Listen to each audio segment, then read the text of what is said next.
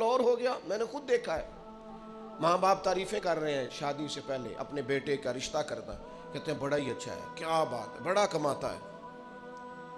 لیکن اس کی بد اخلاقی سے تڑپ کر جب اس کی بیوی اور اس کے سسرال والے شکایت کرتے ہیں کہ تمہارا بیٹا یا تمہاری بیٹی تو نہایت بد اخلاق ہے, تکلیف دیتے ہیں, تو ابا جی کیا کہتے ہیں, میں بھی بڑا سمجھانا ہوں, شروع سے ہی بڑا کہتا ہوں. تو بھئی آپ نے کسی اور کو دوزخ میں کیوں جھونکا؟ آپ کیا سمجھتے ہیں پھر آپ کے لیے خیر کے جملے آئیں گے؟